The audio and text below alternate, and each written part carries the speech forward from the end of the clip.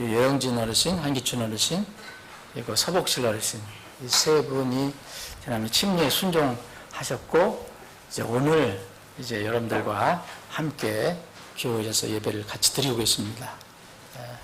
그래서 예배 끝나고 나서라도 지금 이 세 분은 특히 이제 한기춘 어르신, 여영진 어르신은 지금 투병 중에 있으니까 격려해 주시고 기도해 주시기 바랍니다. 오늘 함께 나눠볼 하나님의 말씀을 살펴보겠습니다. 여러분 지난주에 살펴본 말씀 기억하시죠?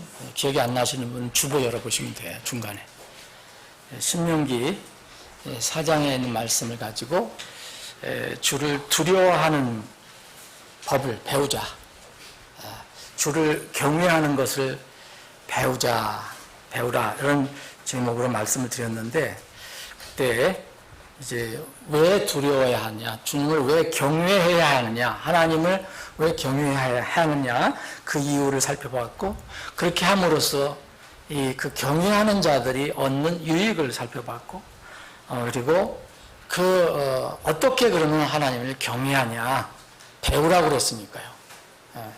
하기를 배우라 그랬으니까, 두려워하기를 배우고 경외하기를 배우라 그랬으니까, 그것은 이제 세 가지 성경 말씀을 통해서 두려워하는 법을 배우는 거고, 두 번째는 우리 보이지 않는 하나님을 대표할 수 있는 부모님, 어른, 우리의 지도자를 통해서 이제 하나님 두려워하는 걸 배우자.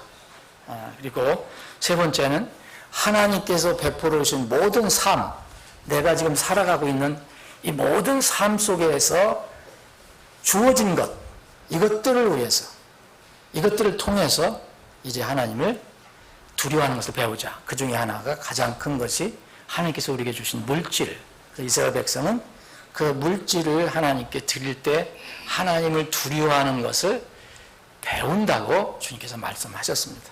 오늘은 이제 주를 두려워하는 것을 배우라 두 번째 시간인데, 신명기 6장에 있는 말씀을 가지고 살펴보겠습니다. 우리 최 전사님, 저 좀 끄시죠.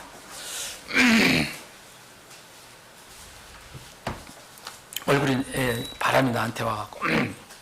신명기 6장 뒤에 있는 거를 조금 온도를 높이세요. 그러면요. 자, 신명기 6장 앞에 부분을 보겠습니다. 제가 빠른 속도로 읽고 여러분들과 함께 읽을 부분을 말씀드리고 함께 읽겠습니다. 자, 이제 주 너희 하나님께서 너희에게 가르치라고 명령하신 명령과 법규와 법도가 이러하니, 이것은 너희가 가서 소유할 땅에서 너희가 그것들을 행하게 하려 하며, 또 내가 내 평생토록 주 내 하나님을 두려워하며 내가 너와 내 아들과 내 손자에게 명령하는 그분의 모든 법규와 명령을 지키게 하려 함이니라. 그리하면 내 날들이 길게 되리라. 그러므로 이스라엘아, 듣고 그것을 지켜 행하라. 그리하면 내가 잘되고 내 조상들의 주 하나님께서 내게 약속하신 것 같이 젖과 꿀이 흐르는 땅에서 너희가 강하게 불어나리라. 오 이스라엘아, 들으라.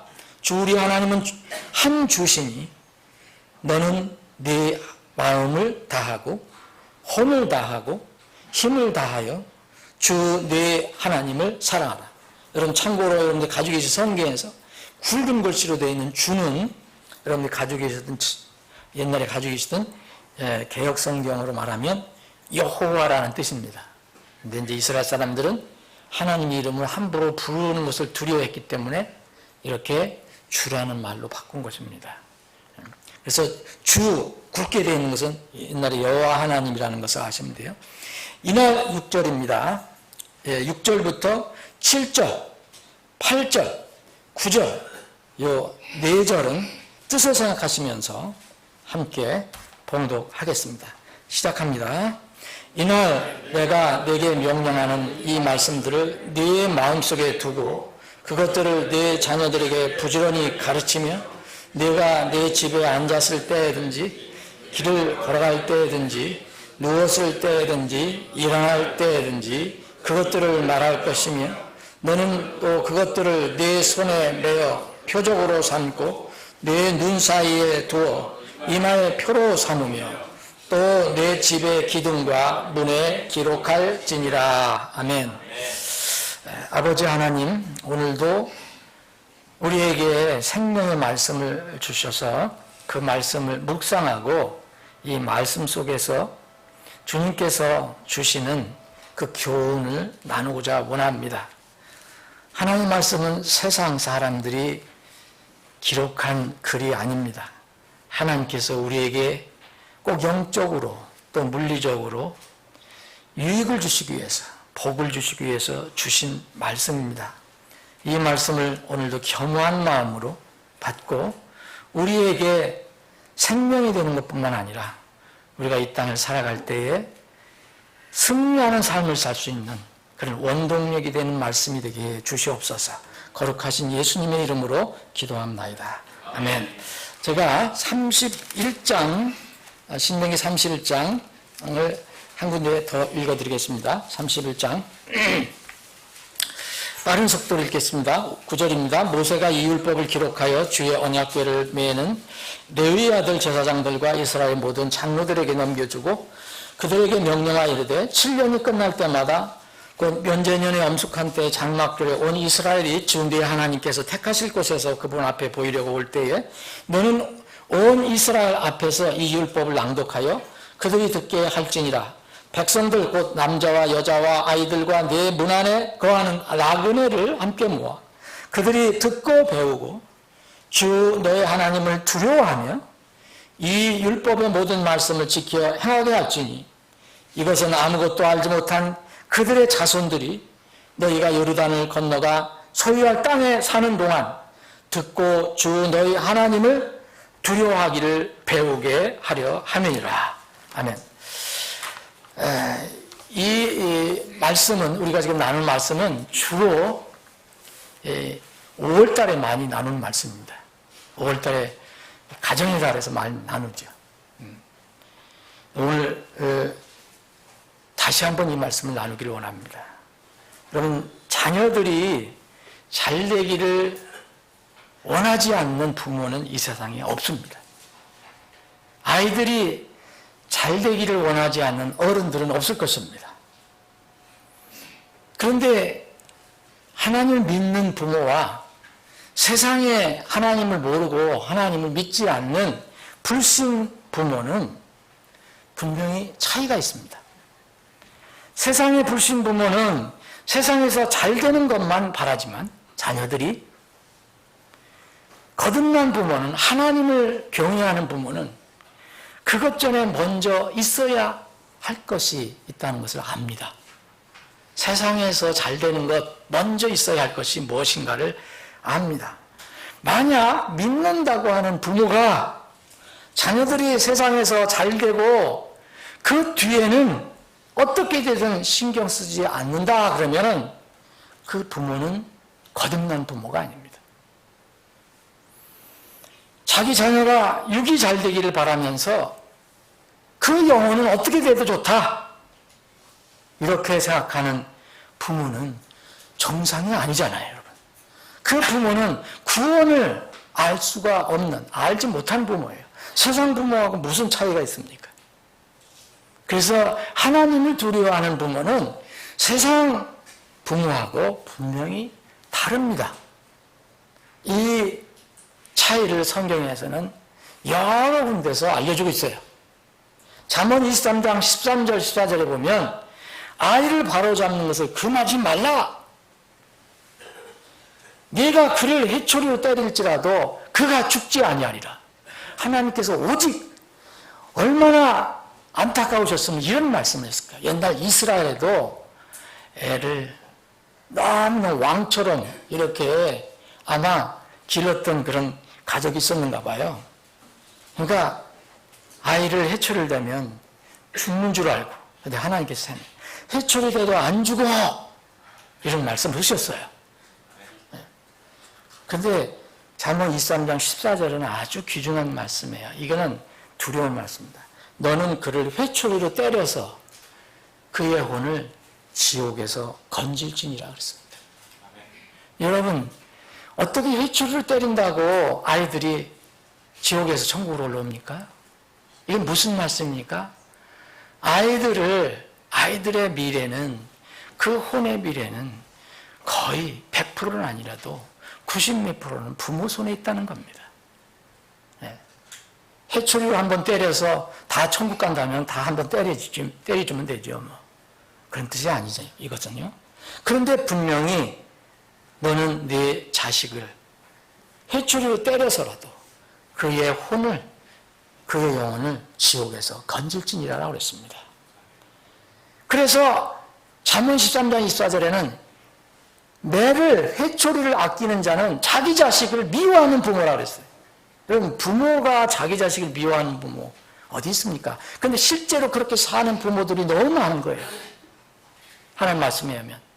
회초리를 아끼는 자, 매를 아끼는 자는 자기 아들을 미워하거니와 그를 사랑하는 자는 그가 어릴 때에 징계하느니라. 어릴 때라는 건 제때입니다. 제때. 그래서 자녀들이 오늘 신명기 31장으로 읽은 것처럼 왜 하나님께서 이스라엘 백성에게 너 가나안 땅에 들어가면 너희들은 물론이와 내 자식 그리고 내 자식의 자식 손자까지 그들이 하나님을 두려워하는 법을 배우게 하라라고 말씀하셨습니까? 자녀 혹은 아이를 교육하고 훈련시켜야 하는 이유가 분명히 있습니다. 여러분, 아이나 자녀들을 그냥 놔두면 아무것도 안 하면 걔는 자동적으로 나쁜 아이가 됩니다. 그리고 궁극적으로 생을 마감하면 지옥으로 갑니다. 그래서 회초리를 때려서라도 그의 혼을 지옥에서 건지라고 했습니다. 여러분, 아이들은요, 태어날 때부터 아무리 곱고 예쁜 아이라도 성경 말씀에 의하면 사람은 다 태어날 때부터 뭐라 했습니까? 죄인이라고 했잖아요. 불법을 가지고 나온다 그랬잖아요. 아무리 귀여운 아이들에도 그 때가 지나면 악한 모습이 나오기 시작하잖아요. 여러분, 아이들한테 뭘 가르쳐 준다고 가르쳐줘서 걔들이 나쁜 일 배웁니까? 부모한테 뭘 자꾸 요구하고 떼쓰고 때로는 심통 부리고 어떨 때는 나쁜 짓 하는 거 여러분들 부모님이 가르쳐 줬나요? 가르쳐 주지 않아도 걔들은 본성을 가지고 있어요. 하나님께서 가르쳐 준 말씀입니다. 그래서 태어날 때부터 죄를 따르고 육신에 끌려가는 본성이기 때문에 그냥 자녀를 놔두면 잡초를 키우는 거예요. 잡목을 키우는 겁니다. 나중에 아무 쓸모가 없어요. 그래서 교육 하나님께서 그렇게 반복적으로 얘기한 거예요. 이게 에덴 동산 이전이라면 이 말씀 안 하실 거예요. 에덴 동산 이후에 사람의 조상이 하나님을 대적해서 죄를 지었기 때문에 그 후손들은 다 본성을 가지고 나와요. 그때부터 교육 훈련이 필요한 겁니다. 두 번째는 왜 아이를 교육하고 훈련시켜야 합니까? 아이를 교육하고 훈련시키는 거 어른도 교육시켜요. 오늘 아침에 성경 공부하면서 어른들 중심으로 했지만 아이들도 배우고 하지만 아이들이 왜 중요하냐면 아이들의 때가 적절한 때이기 때문에 그래요. 적절한 때를 놓치면 그 다음에는 하나님께서 말씀하신 이 교육 훈련이 참 어렵게 됩니다. 모든 일에는 때가 있다고 성경이 얘기합니다. 전도 3장 1절 2절에 보면 하나님의 모든 일에는 시기가 있다 그랬어요. 그리고 모든 목적한 것에는 때가 있다. 날 때가 있고 죽을 때가 있고 심을 때가 있고 심은 것을 뽑을 때가 있다 라고 얘기합니다. 여러분 이 서로 반대되는 말씀을 계속 쓰고 있습니다. 이걸 우리가 교육과 성경적인 교육과 훈련에 적용을 해보면은 또 여기 잠언 3장 7절 8절에 보면 찢을 때가 있고 꿰맬 때도 있다 그랬어요. 여러분 하나님께서 우리를 찢을 때가 있어야 우리가 죄인이라는 걸 깨달을 때 깨닫게 하실 때가 있어요. 그리고 그것을 깨달아서 순종하면 꿰매주세요. 우리 아이들도 마찬가지예요. 이거 적용하면 무조건 꿰맨다고 해서 뭐 상처가 안 났는데 뭐 꿰매면 뭐합니까? 이 찢을 때가 있어야 됩니다. 그거는 하나님 말씀을 전할 때예요. 그 아이들이 그것을 깨달아야 합니다. 그런데 이것을 이 때가 지나가 보면 이제 그 다음에 바로잡는 것이 어려워져. 잠언 19장 18절에 보면 소망이 있을 동안에 내 아이를 징계하되 그가 운다고 내 혼이 아끼지 말지니라. 세상의 부모들이 자녀들 교육에 대한 하나님의 명령을 순종하지 않음으로써 후회하고 뒤늦게 후회하고 고통받는 가정이 얼마나 많은지 여러분들 아시죠? 주위에 신문, 방송, 텔레비에 나오는 거 가정사 어떤 때 보세요. 그렇게 되기 원하는 사람이 누가 있겠습니까? 그런 부모가 누가 있겠습니까? 그런데 부모들은 얼마나 가슴이 찢어지겠습니까? 뒤늦게 후회하고 고통받는 가정이 참 많습니다. 되돌아보면 하나님 말씀에 순종하지 않음으로써 얻는 것들이 그 결과가 참 많습니다. 잠언 10장 1절에 보면 솔로몬의 잠언 중에서 이런 말씀이 있습니다. 지혜로운 아들은 아버지를 즐겁게 하거니와 어리석은 아들은 자기 어머니의 근심거리니라. 잠언 29장 15절에는 회초리와 꾸짖음은 지혜를 주거니와 제멋대로 버려둔 자식은 그냥 놔둔 자식, 자기 어머니에게 수치를 가져오느니라. 여러분 이게 하나님 말씀이면 여러분들 잊지 마시기 바랍니다. 이 시대의 교육 방법하고 교육 사상하고는 완전히 달라요. 여러분 잠언 29장 17절에 보면 또 이런 말씀이 있습니다. 자녀 교육, 여러분 아이 자녀들을 놔두면 잡초가 되고 잡목이 됩니다. 그래서 교육과 훈련이 필요한 겁니다. 또 교육과 훈련이 때가 있다는 거예요. 때를 놓쳐서 어른 때 가르치려면 이미 어려워. 어른이 여러분 자녀들이 장성했는데 30살, 20살, 30살 넘었는데 여러분들 그때 뭐 가르친다고 말이 잘 통합니까? 세 번째는 이겁니다. 자녀 교육을 훈련시켜야 할 이유는요. 자녀를만 위한 것이 아닙니다. 그것은 부모를 위한 것입니다.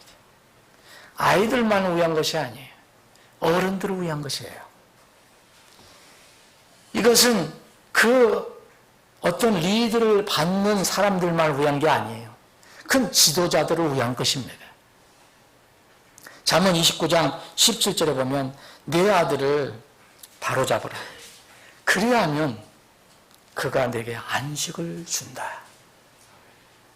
누구한테 안식 줍니까? 그 아이의 안식, 자녀의 안식이 아닙니까? 아니라 부모에게 안식을 준다는 겁니다. 그리고 참으로 내 혼에게 기쁨을 주리라. 부모에게, 어른의 혼에 기쁨을 준다는 겁니다. 그래서 죄 있을 때, 죄 본성이 남아있을 때, 마음대로 살려고 할 때, 자기가 왕처럼 살려고 할 때, 그 자녀들에게 생명의 복음을 가르쳐서 먼저 거듭나게 하고, 구원받은 후에는 말씀으로, 성경에서 강조하는 이 말씀으로 계속 양육해야 합니다. 단 주의할 게 있습니다. 내 생각으로 하는 게 아니에요. 세상의 생각으로 하는 게, 세상의 방법으로 하는 게 아니에요. 요새 세상의 교육 방법, 철학 엄청나게 좋은 거 많다고 해요, 세상 사람들. 여러분 그거 잘 살펴봐야 돼요. 속는 거 많습니다. 하나님 말씀과 반대되는 거 참 많습니다. 여러분 주의할 게 있어요. 여러분들 훈련시키고 가르치되 적절한 때에 늦지 않게 가르쳐야 되지만 절대 여러분의 생각과 뜻과 감정으로 가르치면 안 돼요. 내 것이 아닌, 부모의 것이 아닌, 어른의 것이 아닌, 지도자의 것이 아닌 주의 것으로 가르쳐야 돼요. 주의 것. 에베소 6장 4절에 보면 너희 아버지들아 너희 자녀들 노엽게 하지 말고 오직 교육과 훈계로 양육하라가 아니에요. 주의 교육과 주의 훈계로 양육하라. 성경 말씀대로 양육하라는 거예요. 교육과 훈련에 관한 이제 두 가지 아주 여러분들 잊지 말아야 할 원리가 있습니다. 첫째는요, 오늘 본문 말씀입니다. 첫째는 무엇입니까? 우리가 지난번 성경 암송대회 때도 제가 강조해서 퀴즈를 드릴 때 말씀드린 거예요. 그때 답 맞히신 분은 금방 아실 거예요. 성경적인 교육과 훈련에 두 가지 아주 기본적인 원리가 있어요. 첫 번째는 가르치는 자가 본을 보여야 하는 겁니다. 솔선수범해야 합니다. 이게 철저한 원리예요. 자, 오늘 본문 말씀 보면 여기 6절에 보면 이날 내가 내게 명령하는 이 말씀들을 누구 마음속에 두고? 아이들 마음속에, 우리 자녀들의 마음속에 먼저 두는 것이 아닙니다. 가르치는 자의 마음속에 그걸 두어야 됩니다. 부모의 마음속에 있어야 돼요. 가르치는 교사의 마음속에 있어야 돼요. 지도자의 마음속에 있어야 돼요. 그 마음속에 먼저 두어야 합니다. 이게 가장 중요한 원리예요. 그러면 그 마음속에 둔 것을 7절에 보면 그것들을 꺼집어내는 거예요. 그것들을 내 자녀들에게 부지런히 가르치라는 거예요. 분명히 하나님께서 여러 가지 말씀해 주셨어요. 교육 관련해서. 그것들이 내 것이 되어야 된다는 거예요. 그건 나는 동떨어지게 입으로만 아이들에게 가르치는 게 아닙니다. 이것이 기본 원리예요. 가르치는 자, 교사, 리더, 부모가 본을 보여야 되고 솔선수범해야 한다. 그렇지 않으면 그 교육과 훈련은 효과가 없습니다. 오히려 잘못하면 나쁜 결과를 더 얻어올 수가 있어요. 두 번째는 이 교육과 훈련은 이벤트가 아니에요. 이것은 우리의 삶 자체가 돼야 돼요. 우리가 복음을 전하는 것, 주님을 예배하는 게 우리 삶의 이 한 부분인 것처럼, 그냥 생활화가 되는 것처럼 이 교육과 훈련도 생활화가 돼야 됩니다. 자, 그것들을 내 자녀들에게 부지런히 가르치라고 했잖아요. 그런데 내가 내 집에 앉았을 때든지, 길을 걸어갈 때든지, 누웠을 때든지, 일어날 때든지 그것들을 말할 것이며, 여러분 이게 뭘 얘기합니까? 우리 삶, 이 생활 속에서 이것이 우리의 삶의 부분이 되어야 한다고 얘기하는 겁니다. 이것뿐만 있겠습니까? 앉아있고 걸어가고 누웠고 일어나고 이런 만 있겠어요?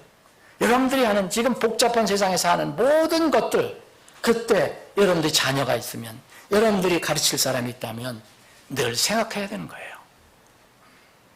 그리고 8절에 보면 너는 또 그것들을 내 손에 매어 표적으로 삼고 내 눈 사이에도 이마로 표를 삼으며 또 내 집의 기둥과 문에 기록할지니라.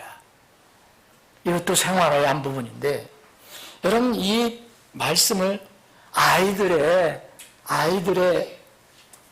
네가 가르치는 자녀, 내가 가르치는 아이들 그 손에다가 매고 그들의 그 눈 사이에다가 이마에다가 붙이고 그 자녀들의 집에 붙이라는 게 아니고 가르치는 사람의 집에 붙이라는 거예요. 가르치는 사람 손에 붙이고 가르치는 사람 부모의 이마에 붙이라는 거예요.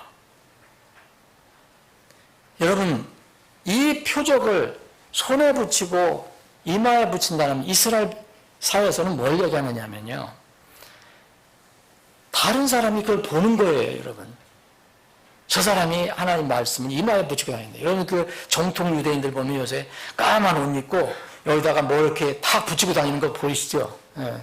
손에도 붙이고 그걸 그대로 신어요. 근데 이게 꼭 그렇게 하라는 것보다도 이걸 어떻게 하라는가, 그 어떤 내면적인 실천 방법을 얘기하는 거죠.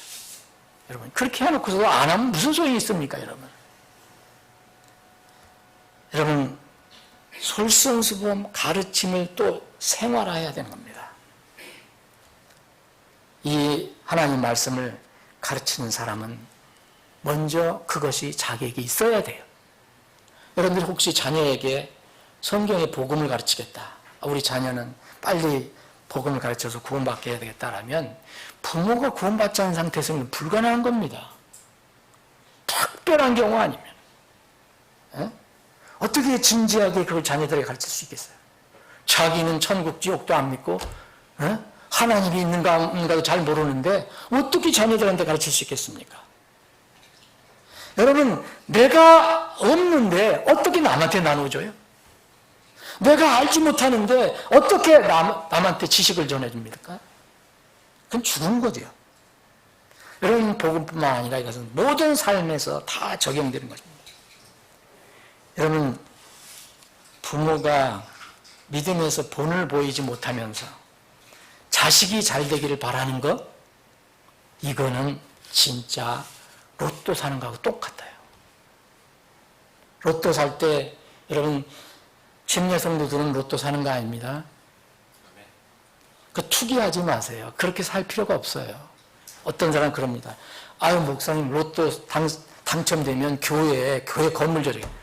여러분, 그때 당첨되면 그 사람 확 바뀝니다. 절대 바뀝니다. 하나님께서는 로또를 통해서 교회에 무슨 물질을 이렇게 하시지 않습니다. 여러분, 로또 사는 것과 똑같아요. 상상하면서. 부모 자신이 틈만 나면 하나님과 동행하는 것보다 세상의 즐거움을 따라가는데, 자녀는 세상에서 영향 안 받고 잘 좋은 신앙을 갖기를 바란다면 이거는 참 뭘까요? 이게 우리말에 사자성어에 연못구어라는 게 있습니다. 연못구어. 여러분, 나무에 올라가서 고기를 구하는 것과 같다 이거예요. 이건 불가능이란 말이에요. 불가능. 교육 훈련의 효과가 제로입니다. 그거는. 여러분, 이게 제로로 끝나는 게 아닙니다. 부모의 권위가 상실됩니다.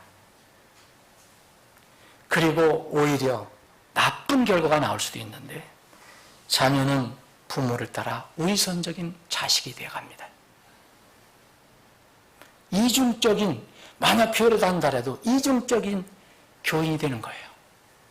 교회 가서는 경건하게 하는 것 같지만 삶에서는 엉망이에요. 전혀 달라요. 여러분, 이런 아이들은, 이런 자식들은 잘못하면 영영 믿음에서 영영 떨어져 나갈 수 있어요. 여러분, 왜 우리가 날마다 살아갈 때, 특히 어른으로서, 부모로서, 성인으로서 경건하고 두려움을 갖고 살아야 하는지 압니까? 바로 세상에 그런 영향을 끼치기 때문입니다. 주님의 몸인 교회에서도 마찬가지입니다. 리더들은 먼저 자신이 남을 가르치거나 전하고 싶은 것은 이미 자신이 가지고 있어야 돼요. 그리고 체험한 것이어야 됩니다. 그 다음은 지도자의 역할과 기능이 삶의 부분, 곧 생활화가 되어야 되는 겁니다. 지도자가 말과 행동이 다르면 권위가 실추되고 불신이 조성이 돼요. 그럼 여기서 나가는 말을 누구든지 사람들에게는 아무 효과가 없어요. 만약 제가 그렇다면 여러분은 주일날 엔터테이너로 오시는 거예요.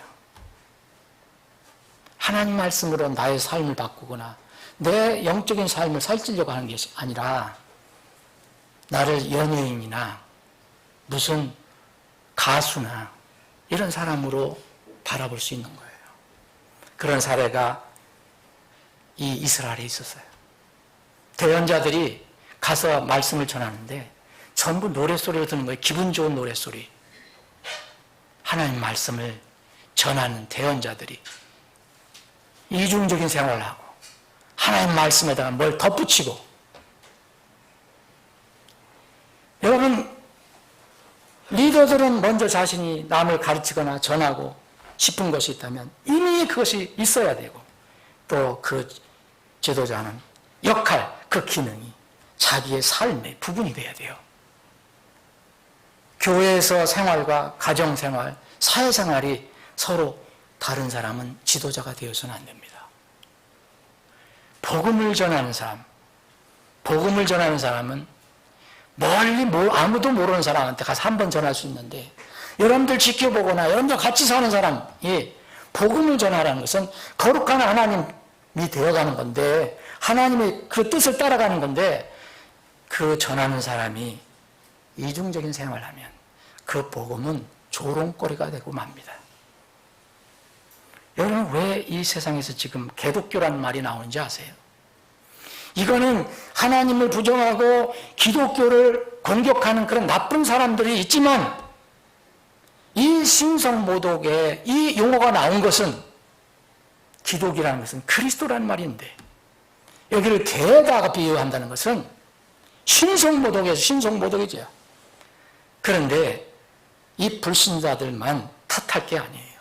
불신자들 입에서 자주 나오는 이 용어는 배경에는 우리 신자와 교회의 책임도 있습니다. 분명히 있습니다.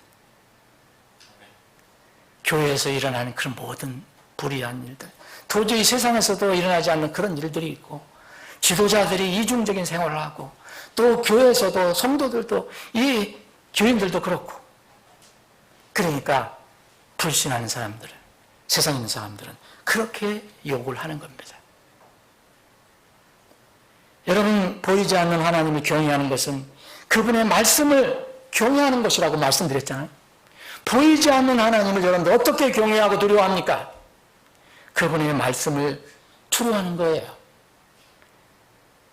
자신이 먼저 희생하고 본을 보이고 솔선수범하는 것은, 여러분, 우리가 말씀을 따라가고, 내가 부모가 먼저 보여주고, 지도자가 먼저 보여주고, 리더가 먼저 보여주는 것, 이것은요 절대 손해가 아닙니다.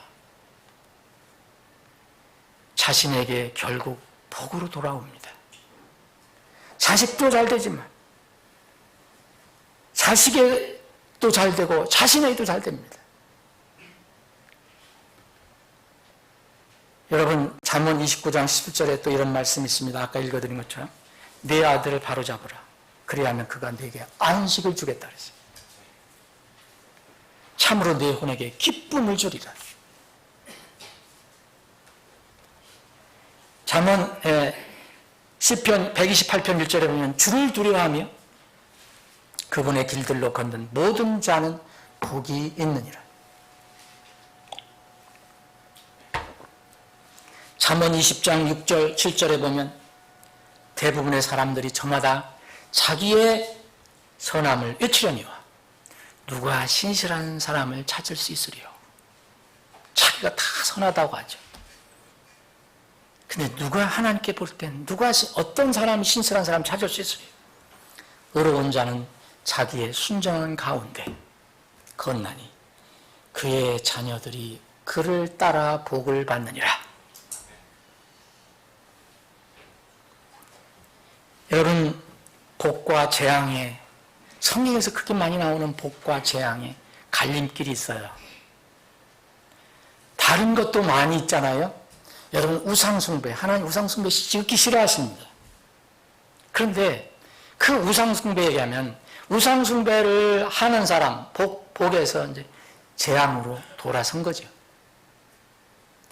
이 교육과 훈련에만 우리가 오늘 적용해 본다면은 이 교육과 훈련에도 복과 재앙의 갈림길이 있어요. 성경에는 이 예시를 아주 리얼하게 생생하게 가슴이 아플 정도로, 마음이 아플 정도로 이것을 소상하게 기록을 해주고 있어요. 왜 그러겠습니까? 여러분, 성경의 이 원리, 지금 우리가 나눠본 이 원리를 무시한 사람들이 어떻게 되는가를 성경은 우리에게 알려주고 있습니다. 그 대표적인 인물이 엘리 제사장이에요. 여러분, 성경에서 불신자를 하나 꺼집어내갖고 교육 문제로 이 얘기를 한 적이 없어요. 성경에는. 엘리 직업이 뭡니까? 제사장입니다. 여러분들 지금 직업이 뭡니까? 여러분들 직장 가지고 있고 뭐 회사 가지고 있지만 여러분 영적인 직분이 뭐예요? 여러분 제사장입니다. 하나님께서 예수님을 통해서 예수님께서 우리를 뭐라고 세우셨습니까? 하나님을 위한 제사장과 왕으로 세우셨느냐 그랬잖아요. 제사장 엘리의 이 사건은 이 시대의 신약 시대의 제사장들 정신 차리라는 겁니다. 세상 사람들에게 준 말이 아니에요. 제사장이었지만 주님의 말씀보다 자신의 아들을 더 무서워했어요. 엘리는 더 두려워했어요. 그래서 불행한 결과를 거두어들였습니다. 이 가슴 아픈 얘기예요. 그럼 사무엘상 2장을 읽어보세요.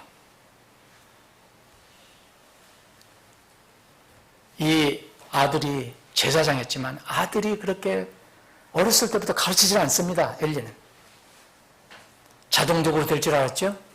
여러분, 자동적으로 놔두면 어떻게 된다습니까? 하나님 말씀은 놔두면 부모에게 수치가 되고 재앙이 된다고 그랬잖아요.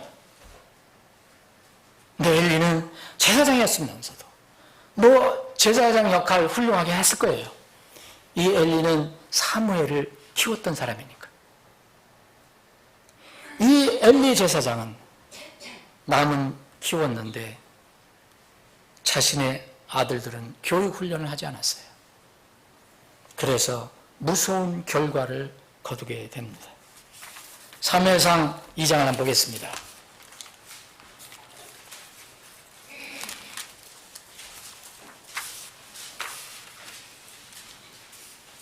사무엘상 2장 22절 아니 12절부터 보겠습니다. 12절. 자, 이제 엘리의 아들들은 벨리알의 아들들이더니, 벨리알이라는 것은 아주 이 시대로 말하면 아주 못된 자식이라는 거예요. 벨리알, 아주 사악한 아이들. 벨리알의 아들들이더니 그들이 주를 알지 못하였더라.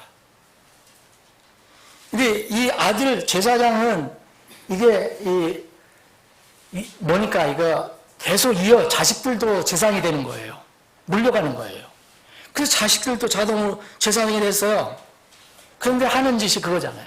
사람들이 이제 그 헌물을 가져오면 그거를 제사를 드려야 되는데, 하나님께 드려야 되는데, 그거 제빵에만 뭐가 있다고. 그거 사람들이 가진 물질에만 욕심이 내갖고서 그거를 강탈한 거예요. 하나님께 드리기 전에. 이 아들들이. 자, 제사장이 백성들에게 행하는 관습이 이러하였더라. 곧 어떤 사람이 희생물을 드리고 그 고기를 삶을 때 제사장이 종이 살이 셋 달린 고기 갈고리를 제사장 종이 손에 가지고 와서 납작한 냄비나 솥이나 가마솥이나 깊은 냄비에 그것을 찔렀으며 그 갈고리를 끄집어내는 것은 제사장이 다 자기를 위해 취했더라. 그들이 실로에서 거기에 온 모든 이스라엘 사람에게 이같이 행하였더라. 또한 그들이 기름을 태우기 전에, 이것을 하나님께 번제 헌물을 드리려면 완전히 태워야 되잖아요, 기름을.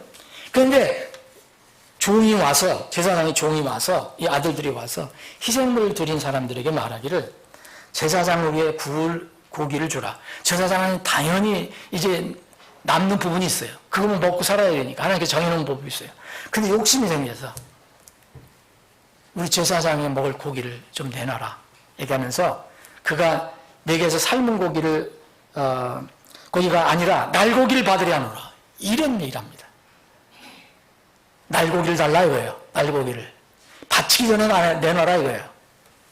어떤 사람이 그에게 말하기를, 백성들이 그런 겁니다. 그들이 즉시로 기름을 태우는 일을 그치게 하지 말고 그 뒤에 네 혼이 원하는 만큼 치워라. 할 거 하고 나서 내 일을 가져라. 하면 그가 그에게 응답하기를, 아들이 그렇게 하는 거예요. 엘리 아들이 아니라 너는 지금 내게 그것을 줄지니라. 그렇지 않으면 내가 억지로 그것을 빼앗으리라. 그러므로 이 청년들의 죄가, 이 청년들이 누구예요? 엘리의 아들들이에요. 죄가 주 앞에서 심히 컸으니 이는 사람들의 사람들이 주의 업무를 멸시하였기 때문이더라. 이렇게 돼서 사람들도 영향을 받고 주의 업무 이거 아무것도 아니구나 막 멸시를 하기 시작했어요. 그러나 사무엘은 어린아이였을 때 아마 에봇을 입고 주 앞에 섬겼더라. 이제 그 어머니가 이 사무엘을 엘리에게 맡겼잖아요. 쭉 내려와서 이제 엘리야하고 이 사무엘하고 이제 어떤 비교가 되는 것입니다. 거기에 이제 22절을 한번 보면 이제 엘리가 매우 늙었더니 그가 자기 아들들이 온 이스라엘에게 행한 모든 일과 그들이 회중의 성막문에 모인 여인들과 함께 누운 것을 알고 자식들이 못된 짓을 다 한 거예요. 그들에게 이르되 엘리가 얘기한 거예요. 너희가 어찌하여 이런 일들을 행하느냐. 내가 너희의 행한 악한 행동을 이 온 백성으로부터 듣느니라. 아니라 내 아들들아 내가 듣는 소문이 좋지 아니하니 너희가 주의 백성으로 하여금 죄를 짓게 하는도다. 한 사람이 다른 사람에게 죄를 지면 재판관이 그를 재판할 터이나 사람이 주께 죄를 지면 누가 그를 위하여 간구하겠느냐 했으나 그럼에도 불구하고 그들이 자기들의 아버지의 음성에 귀를 기울이지 아니하였으니 늦었습니다. 때가 늦었습니다. 이는 주께서 이제는 그들을 죽이려고 결정하셨습니다. 사무엘과 비교가 됩니다. 여러분, 이제 하나님의 사람이 엘리에게 나타났어요. 엘리에게 나타났어요. 자식들에게 나타난 게 아니라 책임 있는 부모에게 나타났습니다. 하나님의 사람이 엘리에게 나와 이르되 주 여호와 하나님이 이같이 말하노라. 내 조상의 집이 이집트에서 파라오의 집에 있을 때 내가 그들에게 분명하게 나타났느냐? 이스라엘 모든 지파 중에서 내가 그를 택하여 내 제사장을 삼아 내 제단 위에 헌물을 드리며 분향하고 내 앞에서 에봇을 입게 하였느냐? 제사장 역할 하고 있는 지금 엘리에게 나타나서 얘기하는 겁니다. 이스라엘 자손이 불로 예배하여 드리는 모든 헌물을 내가 네 조상의 집에 주었느냐? 29절 너희가 어찌하여 너는 너와 함께 네 가족 네 자식들 어찌하여 내가 내 처소에서 명령한 내 희생물과 내 업무를 발로 차며 네 아들들을 나보다 더 귀중히 여겨 내 백성 이스라엘이 드리는 모든 헌물 중에서 가장 좋은 것으로 너희 자신을 살찌게 하느냐. 그러므로 주 이스라엘 하나님이 말하노라. 참으로 내가 말하기를 내 집과 내 조상의 집이 내 앞에서 영원히 거리라 하였으나 이제 주가 말하노라. 내가 결단코 그리하지 아니하리라.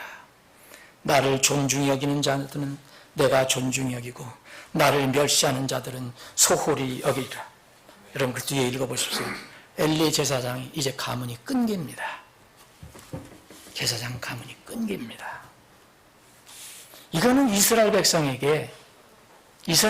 어떤 제사 시스템에 있는 거지만 여러분 우리에게 제사장 가문이 끊긴다 생각해 보십시오. 우리 자식들은 구원 못 받는다는 겁니까? 이런 불행이 어디 있습니까? 사랑하는 여러분, 이것이 바로 어리석은 아들은 그의 아버지의 재앙이 돼요. 이것을 아이들에게만 얘기할 수 없어요. 자식에게만 얘기할 수 없습니다. 부모의 책임, 어른의 책임, 리더의 책임입니다. 여러분 경외한 사람의 경우가 나옵니다. 하나님을 경외한 사람의 경우가 나와요. 여러 곳에 나오지만 여러분 이 사람들은 특별히 하나님께서 또 대비를 시켜주셨어요. 교육과 훈련 하나님 말씀에 등한히 한 사람은 엘리라는 제사장을 등장시키셨고 하나님 말씀에 두려워하고 경외하고 세상보다도 하나님 말씀을 더 두려워하는 사람의 예를 하나 들어주십니다. 여러분 출애굽기에 보면 하나님을 두려워하는 것, 하나님을 경외하는 것이 무슨 의미를 가지고 있는 것인가를 알려주는 좋은 사례가 나옵니다. 여러분 이스라엘은 이 에집트에서 지금 종살이하고 있습니다. 그들이 불순종하기 400년 동안 4대에 걸쳐서 거기 있어야 합니다. 4대가 끝나야 이제 해방이 되는데 이 마귀는 이스라엘 민족을 멸조시키려고 합니다. 이스라엘 민족에서 예수님이 나와야 하기 때문에 이스라엘 민족을 멸종시키려고 애굽왕 바로를 동원합니다. 이집트에 와서 사는데 노예로 사는데 그 종족들이 이스라엘 종족들, 유대 종족들이 얼마나 급속도로 빨리 번성을 하는지 이스라엘 사람들은 산화 제한이 없어요. 지금도 마찬가지예요. 정통 유대인들은. 그리고 그 어렸을 때부터 하나님 말씀으로 교육하니까 무럭무럭 자라고 강해지는 거예요. 그러니까 이집트 이 바로가 두려워졌어요. 저 사람들이 굴러온 돌이 박힌 돌을 빼낼 것 같은 느낌이 든 거예요. 그러니까 명령을 내렸습니다. 자, 이스라엘 사람들이 이스라엘 엄마가 아기를 낳을 때 그때 산파가 다 있었는데 이 이집트의 산파를 동원해서 산파 가서 이스라엘 사람들이 낳을 때 여자면 살려줘라. 남자면 사내 아이면 다 죽여라 그랬어요. 이래서 명령했어요. 산파, 이집트 산파들에게. 그런데 이 산파 중에서 두 사람은 성경은 얘기합니다. 두 사람은 하나님 말씀을 두려워했더라. 하나님을 경외했더라. 하나님을 두려워했더라. 하나님 두려워한 것은 뭡니까? 하나님 말씀을 두려워하는 거예요. 그래서 이 두 사람 이름이 시브라와 부하입니다. 이 두 사람은 파라오 왕의 명령을 어깁니다. 그때 명령 어기면 죽는 거잖아요. 그런데 이들은 하나님에 대한 믿음을 바탕으로 용감하게 하나님을 두려워하는 것이 더 좋은 것이다. 내 영혼을 끝까지 저분이 지키고 계시기 때문에 하나님을 두려워한다는 것은 경외감이 들어갔다고 얘기했잖아요. 존경하고 공경한다는 것. 근데 오늘 주님께서 사무엘기 2장에 보면 그들이 나를 존중히 여기지 않았다고 그랬어요. 엘리와 그 자식들은. 그래서 나를 존중히 여기는 자는 내가 그를 존중히 여기고 나를 우습게 보고 멸시하는 자는 내가 멸시하리라. 여러분 출애굽기 1장 11절에 보면 이런 말씀이 있습니다. 그 산파들이 하나님을 두려워하여 그랬어요. 하나님을 경외하여. 그래서 이 산파들은 어떻게 했습니까? 눈에 보이는 왕 파라오를 따를 것인가? 왕 중의 왕인 하나님을 따를 것인가? 그런데 산파들이 하나님을 두려워하여 이집트 왕이 자기들에게 명령한 대로 하지 아니하고 사내 아이들을 구원하여 살려 주었더라. 이걸 알았어요. 그래서 붙잡혀 갔습니다. 이집트 왕이 왜 그렇게 했느냐? 너희들.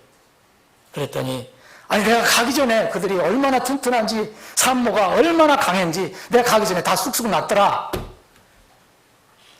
산파들이 하나님을 두려워했다고 성경은 얘기하면서 이렇게 얘기합니다.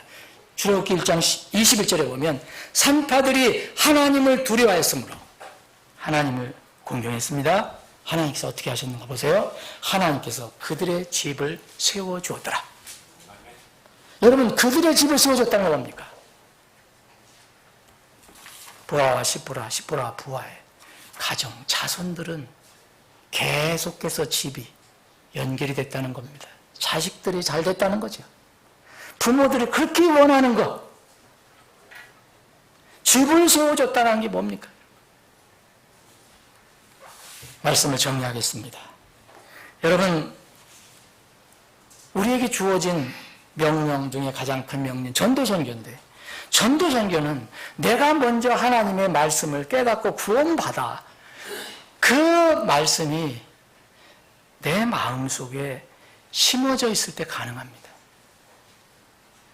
여러분 내가 그런 확신이 없는데 어떻게 남에게 전할 수 있습니까?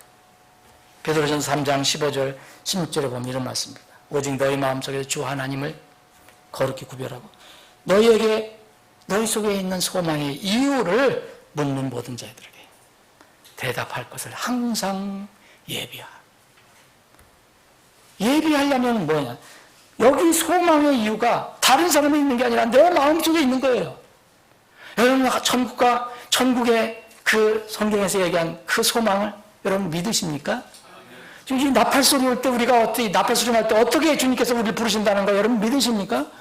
그런 소망이 내가 없는데 어떻게 가르쳐 줄 수 있습니까? 전도자는 자기가 분명한 그 복음, 믿음을 가지고 있어야 됩니다. 여러분, 교육 훈련은 하나님 말씀을 먼저 내 마음속에 가지고 있어야 되는 거예요. 절대 자식이나 다른 사람, 다른 아이들한테 너는 이렇게, 나는 이렇게 못하겠는데 너 이렇게 해. 그럼 차라리 안 하는 게 낫습니다. 그건 다른 사람이 맡기십시오. 하나님 말씀을 먼저 내 마음속에 심고 그 다음에 마음에 심겨진 그것들을 꺼내서 자녀들이나 다른 이들에게 계속 삶 속에서 이벤트가 아니라 나의 삶의 부분으로서 계속 그 교육과 훈련하는 것입니다. 절대 교육과 훈련은 이벤트가 아니고 나의 삶과 믿음이 되어야 합니다. 기도하시겠습니다.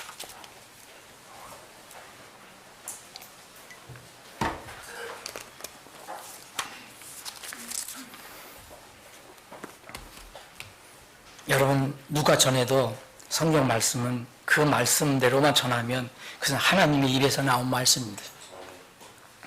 그 말씀을 여러분들 들으면 그것이 여러분들 것이 되어야 합니다. 한번 들었다가 휙 떠나가는 그런 말씀이 아니기를 바랍니다. 기도가 필요합니다.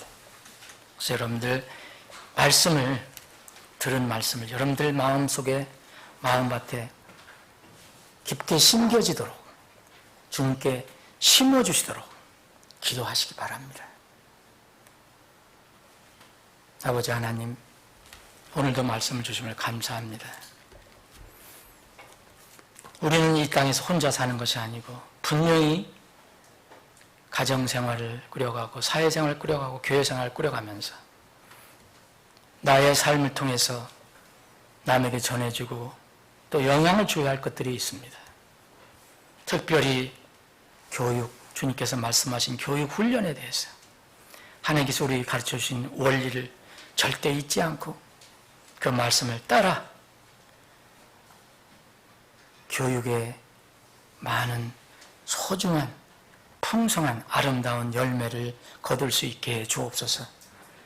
우리의 자녀들이 한 가정도 빠짐없이 모두 부모의 아름다운 믿음을 보고 솔선수범하고 생활하는 모습을 보아서 다 구원받고 또 구원받은 자녀들은 바르고 튼튼하게 잘 자라서 하나님의 영광의 도구로 쓰임받게 해 주시옵소서. 거룩하신 예수님의 이름으로 기도합나이다. 아멘.